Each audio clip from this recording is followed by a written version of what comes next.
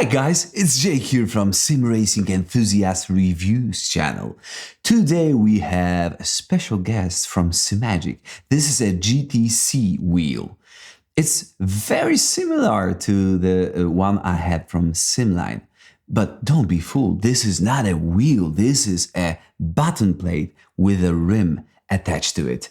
And I have to say, it has very strong advantages and few downsides. And let's start from the beginning. The diameter of the wheel is 325 millimeters, which is not very small. I think this wheel is rather on the biggest side I've ever experienced. And I like it. I tested it on iRacing, I tested it on Assetto Corsa, on Assetto Corsa Competizione, and it was a pure pleasure to drive it.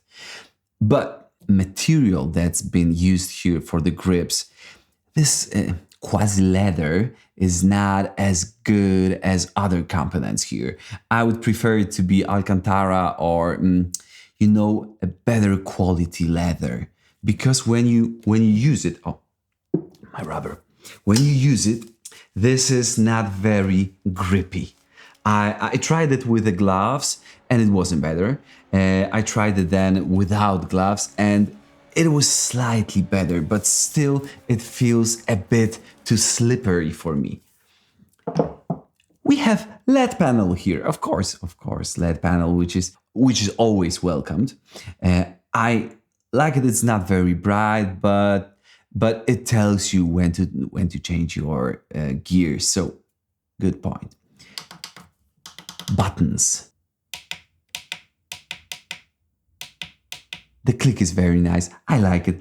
And also you have LEDs underneath and you can change the colors. There are not as many colors as you would like, but you can change them. Then we go to the encoders. They are very nice. The click is very tactile, very prominent. I like it. I like the click of those. And also we have two 7-way funky switches, which is always a great news to hear.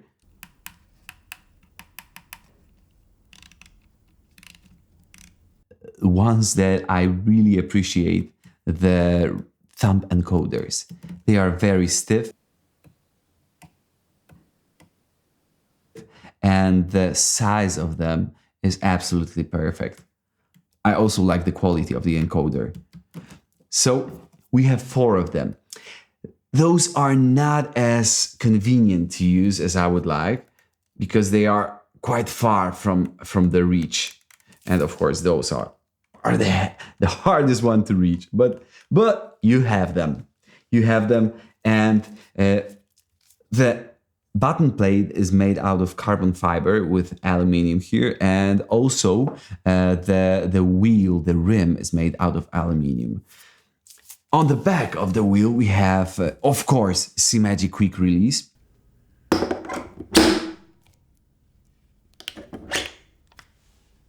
And 2 shifters, magnetic shifters. They are not too loud and you feel that you have changed the gear. These are nice. And the dual clutch system. I like it. I like it very much. Yeah, you can feel the spring beneath them and they are not too loud and they are just optimal. And you can adjust them in the software. And let's go to the software now.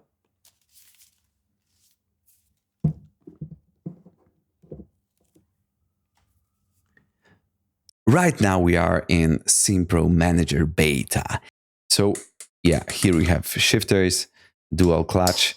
And by the way, as you can see here, we can set the bite point. And I really like that it's done digitally, not analog. It's much more precise. And here's a funny situation because no matter which one you release first, then the second one takes the part of the other one. So yeah, I'm using right and now left, and then left and now right. It's a very nice option. I really like it. I really like it. So here we have buttons. Yeah. And you can adjust the color of the LEDs here. It's a very useful thing. I tend to, by mistake, press the wrong button, and like on the straight, instead of pressing the RS, I press, pit speed limiter. So yeah, it's a very nice feature to change it to the way you like it. So as you can see, the wheel is not very small. It weighs around 1.8 kilograms, which is not a small amount. And the base I used to drive with it was a Simagic Alpha Mini, which has 10 Newton meters. And it was a compromise, because I feel like this wheel is kind of heavy for this base. And of course, the force feedback was also compromised.